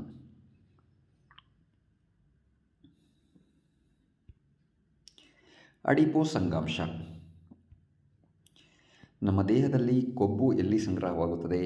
ಚರ್ಮದ ಕೆಳಗೆ ಮತ್ತು ದೇಹದ ಒಳಗಿನ ಅಂಗಗಳ ನಡುವೆ ಕೊಬ್ಬು ಸಂಗ್ರಹವಾಗುವ ಅಡಿಪೋಸ್ ಅಂಗಾಂಶ.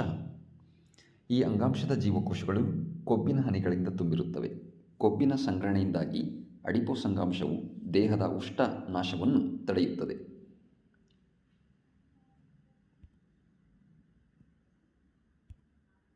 ಸ್ನಾಯು ಅಂಗಾಂಶ, ಮಸ್ಕ್ಯುಲರ್ ಟಿಶ್ಯೂ. ಸ್ನಾಯು ಅಂಗಾಂಶವು ಸ್ನಾಯು ತಂತುಗಳೆಂದು ಕರೆಯಲ್ಪಡುವ ಉದ್ದವಾದ ಜೀವಕೋಶಗಳನ್ನು ಹೊಂದಿದೆ. ನಮ್ಮ ದೇಹದ ಚಲನವಲನಗಳಿಗೆ ಈ ಅಂಗಾಂಶವೇ ಕಾರಣ. ಸ್ನಾಯು ಅಂಗಾಂಶವು ಸಂಕುಚಿಸುವ ಪ್ರೋಟೀನ್ ಎಂಬ ವಿಶೇಷ ಪ್ರೋಟೀನ್ಗಳನ್ನು ಹೊಂದಿದ್ದು, ಇವುಗಳ ಸಂಕುಚನ ಮತ್ತು ವಿಕಸನಗಳು ಚಲನೆಗೆ ಕಾರಣವಾಗಿವೆ.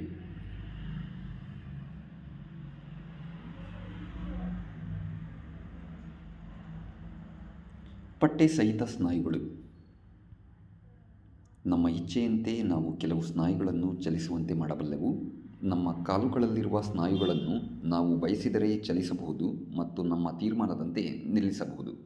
ಇಂತಹ ಸ್ನಾಯುಗಳನ್ನು ಐಚ್ಛಿಕ ಸ್ನಾಯುಗಳು, ವಾಲಂಟರಿ ಮಸಲ್ಸ್ ಎನ್ನುತ್ತೇವೆ. ಇವುಗಳು ಸಾಮಾನ್ಯವಾಗಿ ಮೂಳೆಗಳಿಗೆ ಅಂಟಿಕೊಂಡು ದೇಹದ ಚಲನೆಗೆ ಸಹಾಯ ಮಾಡುವುದರಿಂದ ಇವುಗಳನ್ನು ಅಸ್ಥಿ ಸ್ನಾಯುಗಳು, ಸ್ಕೆಲಿಟಲ್ ಮಸಲ್ಸ್ ಅಂತಲೂ ಕರಿತೀವಿ.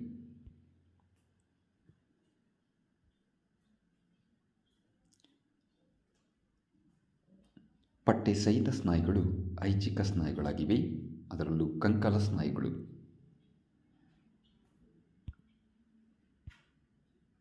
ಈ ಸ್ನಾಯುಗಳಿಗೆ ಸೂಕ್ತ ಬಣ್ಣ ಹಾಕಿ ಸೂಕ್ಷ್ಮದರ್ಶಕ ಅಡಿಯಲ್ಲಿ ಗಮನಿಸಿದಾಗ ಇವುಗಳಲ್ಲಿ ತೆಳುವಾದ ಮತ್ತು ದಟ್ಟವಾದ ಪಟ್ಟೆಗಳು ಅಥವಾ ಅಡ್ಡಗೆರೆಗಳು ಅನುಕ್ರಮವಾಗಿ ಕಂಡುಬರುತ್ತವೆ.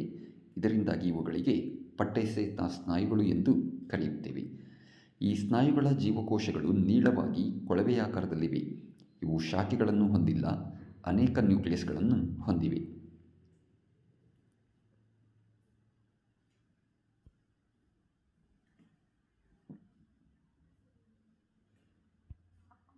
ಮೃದು ಸ್ನಾಯುಗಳು.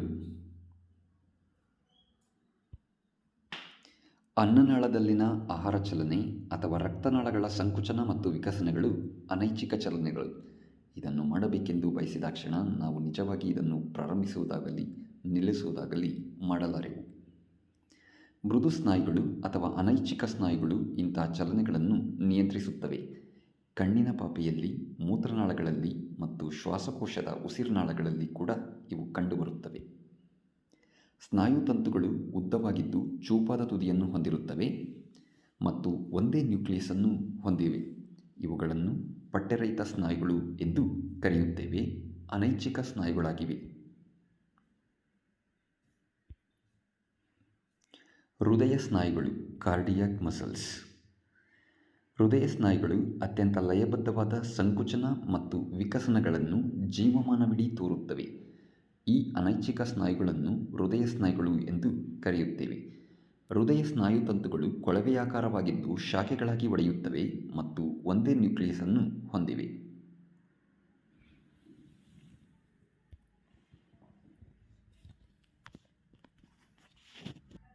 ನರ ಅಂಗಾಂಶ.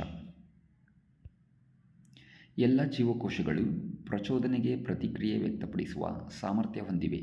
ಆದರೆ ನರಾಂಗಾಂಶದ ಜೀವಕೋಶಗಳು ಪ್ರಚೋದನೆಗಳನ್ನು ಗ್ರಹಿಸುವಲ್ಲಿ ಮತ್ತು ನರವೇಗಗಳನ್ನು ದೇಹದೊಳಗೆ ಒಂದು ಭಾಗದಿಂದ ಮತ್ತೊಂದು ಭಾಗಕ್ಕೆ ಅತ್ಯಂತ ವೇಗವಾಗಿ ಸಾಗಿಸಲು ಅತಿ ಹೆಚ್ಚಿನ ವೈಶಿಷ್ಟ್ಯತೆಯನ್ನು ಪಡೆದಿವೆ.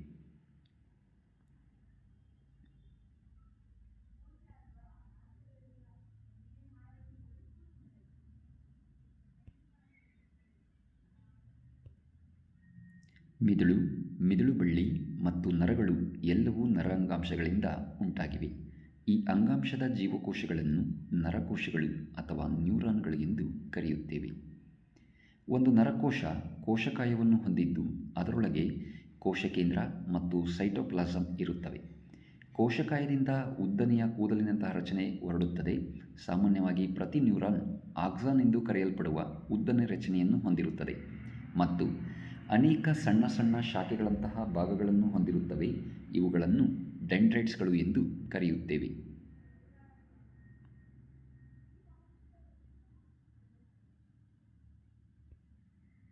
ಒಂದು ನರಕೋಶವು ಸುಮಾರು 1 ಮೀಟರ್ನಷ್ಟು ಉದ್ದವಿರಬಹುದು. ಅನೇಕ ನರತಂತುಗಳು ಒಟ್ಟಾಗಿ ಸಂಯೋಜಕಾಂಗಾಂಶದಿಂದ ಬಂಧಿಸಲ್ಪಟ್ಟು ಒಂದು ನರವನ್ನು ರಚಿಸುತ್ತವೆ. ನರವೇಗಗಳು ನಾವು ಬಯಸಿದಾಗ ಸ್ನಾಯುಗಳನ್ನು ಚಲಿಸಲು ನೆರವಾಗುತ್ತವೆ. ನರ ಅಂಗಾಂಶ ಮತ್ತು ಸ್ನಾಯು ಅಂಗಾಂಶಗಳ ಕಾರ್ಯದ ಹೊಂದಾಣಿಕೆಯು ಬಹುತೇಕ ಪ್ರಾಣಿಗಳ ಮೂಲಭೂತ ಲಕ್ಷಣವಾಗಿದೆ. ಪ್ರಚೋದನೆಗೆ ಕೂಡಲೇ ಪ್ರತಿಕ್ರಿಯಿಸಲು ಪ್ರಾಣಿಗಳಿಗೆ ಈ ಹೊಂದಾಣಿಕೆಯು ನೆರವಾಗುತ್ತದೆ.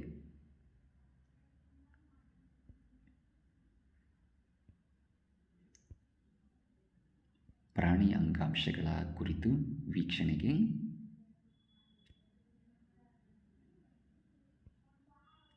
ಇಲ್ಲಿ ಕೊಟ್ಟಿರುವ ಪ್ರಾಣಿ ಅಂಗಾಂಶದ ನಕ್ಷಾರಿವನ್ನು ಗಮನಿಸಿ ಪೂರ್ಣಗೊಳಿಸಿ ಮಕ್ಕಳೇ.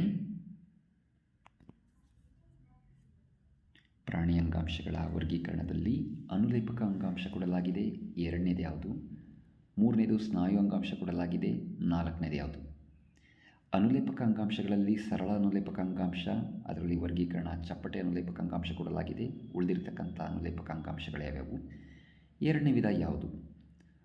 ಅದೇ ರೀತಿ ನೀವು ಮೂಳೆ ಅಡಿಪೋಸ್ ಅಂಗಾಂಶಗಳನ್ನು ನಾವು ಸಂಯೋಜಕ ಅಂಗಾಂಶ ಅಂತ ವರ್ಗೀಕರಣ ಮಾಡಿಕೊಂಡ್ರೆ ಉಳಿದಿರತಕ್ಕಂಥ ಸಂಯೋಜಕ ಅಂಗಾಂಶಗಳು ಯಾವ್ಯಾವು?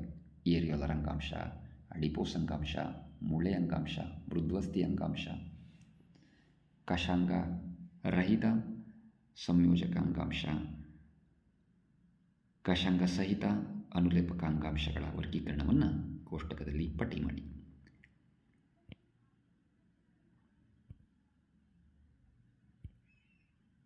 ಮೇಲೆ ಕೊಟ್ಟಿರುವ ಪ್ರಾಣಿ ಅಂಗಾಂಶದ ನಕ್ಷರ್ಯವನ್ನು ಗಮನಿಸಿ ಮತ್ತು ಮೇಲೆ ನೀಡಿರುವ ಮಾಹಿತಿಯನ್ನು ಅವಲೋಕಿಸಿ ಕೊಟ್ಟಿರುವ ಪ್ರಶ್ನೆಗಳಿಗೆ ಉತ್ತರ ಬರೆಯಿರಿ. ಮೂತ್ರಪಿಂಡದ ನಾಳ ಮತ್ತು ಲಾಲಾರಸ ಗ್ರಂಥಿಯ ನಾಳಪತ್ರಗಳಲ್ಲಿ ಕಂಡುಬರುವ ಅನುಲೇಪಕ ಅಂಗಾಂಶದ ವಿಧ ಯಾವುದು? ಶ್ವಾಸಕೋಶದ ಗಾಳಿಗೂಡುಗಳಲ್ಲಿ ಕಂಡುಬರುವ ಅನುಲೇಪಕ ಅಂಗಾಂಶದ ವಿಧ ಯಾವುದು? ಸಣ್ಣ ಕರುಳಿನ ಒಳಭಿತ್ತಿಯಲ್ಲಿ ಕಂಡುಬರುವ ಅನುಲೇಪಕ ಅಂಗಾಂಶದ ವಿಧ ಯಾವುದು? ಸಣ್ಣ ಕರುಳಿನಲ್ಲಿ ಲೋಳೆಯನ್ನು ಸ್ರವಿಸಿ ಆಹಾರವು ಸುಲಭವಾಗಿ ಚಲಿಸಲು ಸಹಾಯ ಮಾಡುವ ಅನುಲೇಪಕ ಅಂಗಾಂಶದ ವಿಧ ಯಾವುದು? ದ್ರವರೂಪ ಸಂಯೋಜಕ ಅಂಗಾಂಶದ ವಿಧ ಯಾವುದು?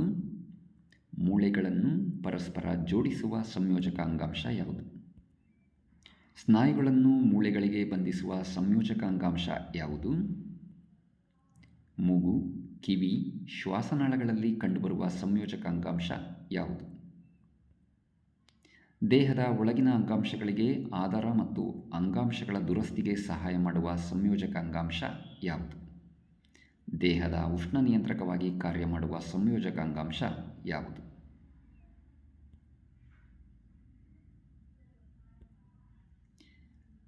ಶಾಲಾ ಪ್ರಯೋಗದಲ್ಲಿನ ಸಂಯುಕ್ತ ಸೂಕ್ಷ್ಮದರ್ಶಕದ ಅಡಿಯಲ್ಲಿ ಲಭ್ಯವಿರುವ ಶಾಶ್ವತ ಪ್ರಾಣಿ ಅಂಗಾಂಶದ ಸ್ಲೈಡ್ಗಳನ್ನು ವೀಕ್ಷಣೆ ಮಾಡ್ಕೊಂಡು ಬರೋಣ ಮತ್ತು ಅವುಗಳನ್ನು ಗುರುತಿಸಲಿಕ್ಕೆ ಪ್ರಯತ್ನ ಪಡೋಣ.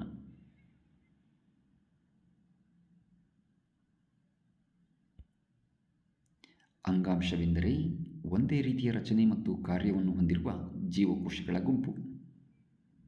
ಸಸ್ಯಾಂಗಾಂಶಗಳಲ್ಲಿ 2 ಮುಖ್ಯ ವಿಧಗಳಿವೆ ಅಂತ ನಾವು ತಿಳ್ಕೊಂಡ್ವಿ ಮಕ್ಕಳೇ. ಅವು ವರ್ಧನಾಂಗಾಂಶ ಮತ್ತು ಶಾಶ್ವತ ಅಂಗಾಂಶ. ವರ್ಧನಾಂಗಾಂಶವು ವಿಭಜನೆ ಹೊಂದುತ್ತಿರುವ ಅಂಗಾಂಶವಾಗಿದ್ದು ಸಸ್ಯದ ಬೆಳವಣಿಗೆ ಆಗುತ್ತಿರುವ ಭಾಗಗಳಲ್ಲಿ ಕಂಡುಬರುತ್ತದೆ. ವಿಭಜನೆ ಸಾಮರ್ಥ್ಯವನ್ನು ಕಳೆದುಕೊಂಡ ವರ್ಧನಾಂಗಾಂಶದಿಂದ ಶಾಶ್ವತ ಅಂಗಾಂಶಗಳು ರೂಪುಗೊಂಡಿವೆ. ಅವುಗಳನ್ನು ಸರಳ ಮತ್ತು ಸಂಕೀರ್ಣ ಶಾಶ್ವತ ಅಂಗಾಂಶಗಳೆಂದು ವರ್ಗೀಕರಿಸಲಾಗಿದೆ. ಪೇರಂಕೈಮ, ಕೋಲಂಕೈಮ, ಸ್ಕ್ಲಿರಂಕೈಮಗಳು 3 ವಿಧದ ಸರಳ ಶಾಶ್ವತ ಅಂಗಾಂಶಗಳು. ಕ್ಸೈಲಮ್ ಮತ್ತು ಫ್ಲೋಯಮ್ಗಳು ಸಂಕೀರ್ಣ ಶಾಶ್ವತ ಅಂಗಾಂಶಗಳು. ಅನುಲೇಪಕ ಅಂಗಾಂಶ, ಸಂಯೋಜಕ ಅಂಗಾಂಶ, ಸ್ನಾಯು ಅಂಗಾಂಶ ಮತ್ತು ನರಾಂಗಾಂಶಗಳು ಪ್ರಾಣಿ ಅಂಗಾಂಶಗಳಾಗಿವೆ. ರೂಪ ಮತ್ತು ಕಾರ್ಯಗಳಿಗೆ ಅನುಗುಣವಾಗಿ ಅನುಲೇಪಕ ಅಂಗಾಂಶವನ್ನು ಚಪ್ಪಟೆ ಅನುಲೇಪಕ, ಘನಾಕೃತಿ ಅನುಲೇಪಕ, ಸ್ತಂಭ ಅನುಲೇಪಕ, ಕಷಾಂಗ ಸಹಿತ ಅನುಲೇಪಕ ಮತ್ತು ಗ್ರಂಥಿ ಅನುಲೇಪಕ ಅಂಗಾಂಶಗಳೆಂದು ವರ್ಗೀಕರಿಸಲಾಗಿದೆ. ನಮ್ಮ ದೇಹದಲ್ಲಿರುವ ವಿವಿಧ ರೀತಿಯ ಸಂಯೋಜಕ ಅಂಗಾಂಶಗಳೆಂದರೆ ಏರಿಯೋಲರ್ ಅಂಗಾಂಶ, ಅಡಿಪೋಸ್ ಅಂಗಾಂಶ, ಮೂಳೆ ಅಂಗಾಂಶ, ಸ್ನಾಯುರಜ್ಜು, ಅಸ್ಥಿರಜ್ಜು, ಮೃದ್ವಸ್ಥಿ ಮತ್ತು ರಕ್ತ ಅಂಗಾಂಶ. ಪಟ್ಟೆ ಸಹಿತ ಸ್ನಾಯು, ಪಟ್ಟೆ ರಹಿತ ಸ್ನಾಯು, ಹೃದಯ ಸ್ನಾಯುಗಳು 3 ವಿಧದ ಸ್ನಾಯು ಅಂಗಾಂಶಗಳಾಗಿವೆ. ನರ ಅಂಗಾಂಶವು ನರಕೋಶಗಳಿಂದಾಗಿದ್ದು ನರ ವೇಗಗಳನ್ನು ಸ್ವೀಕರಿಸುತ್ತದೆ ಮತ್ತು ಸಾಗಿಸುತ್ತದೆ.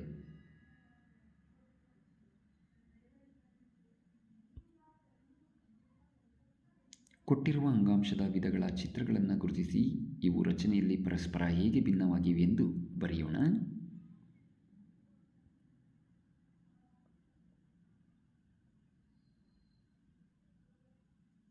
ಮೃದು ಸ್ನಾಯುಗಳು ಮತ್ತು ಕಂಕಲ ಸ್ನಾಯುಗಳು ಹೇಗೆ ಭಿನ್ನವಾಗಿವೆ?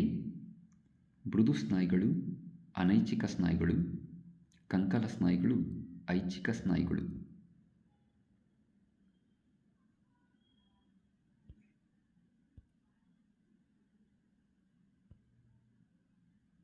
ಹೃದಯ ಸ್ನಾಯುಗಳು ನರಕೋಶದ ಅಂದವಾದ ಚಿತ್ರ ಬಿಡಿಸಿ ಭಾಗಗಳನ್ನು ಗುರುತಿಸಿ.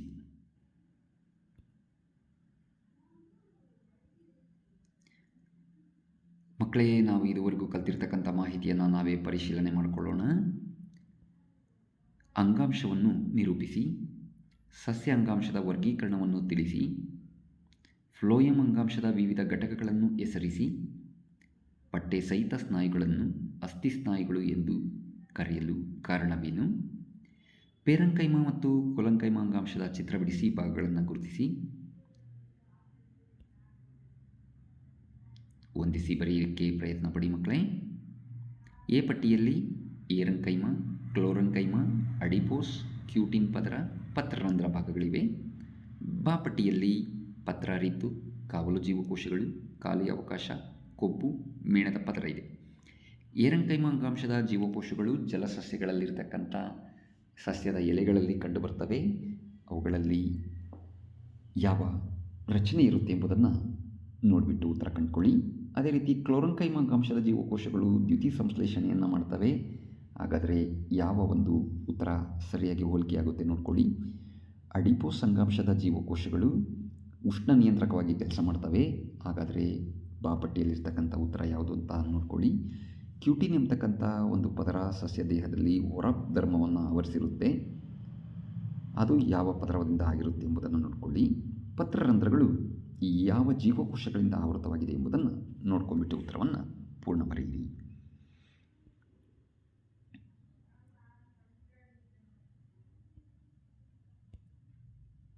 ಸರಿ ಅಥವಾ ತಪ್ಪು ತಿಳಿಸಿ. ಪೇರಂಕೈಮ ಅಂಗಾಂಶ ಸಸ್ಯ ಭಾಗಗಳಿಗೆ ಆಧಾರ ಮತ್ತು ದೃಢತೆಯನ್ನು ನೀಡುತ್ತದೆಯೇ? ಬೇರಿನ ಹೊರಧರ್ಮದ ಜೀವಕೋಶಗಳಲ್ಲಿನ ಉದ್ದನೆಯ ಕೂದಲಿನಂಥ ರಚನೆಗಳು ನೀರನ್ನು ಹೀರುವ ಪ್ರದೇಶವನ್ನು ಹೆಚ್ಚಿಸುತ್ತವೆ. ಮೃದ್ವಸ್ಥಿ ಒಂದು ಬಗೆಯ ಸ್ನಾಯು ಅಂಗಾಂಶವಾಗಿದೆ. ತೆಂಗಿನಕಾಯಿ ಸಿಪ್ಪೆಯು ಸ್ಕ್ಲೆರಂಕೈಮ ಅಂಗಾಂಶದಿಂದಾಗಿದೆ.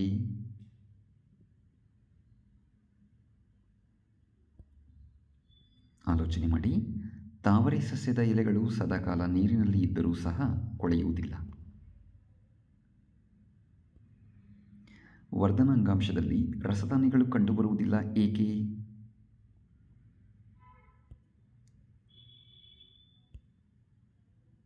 ಮಕ್ಕಳೇ, ಇಲ್ಲಿವರೆಗೂ ತಾವೆಲ್ಲ ಅಂಗಾಂಶಗಳ ಅಧ್ಯಯನದಲ್ಲಿ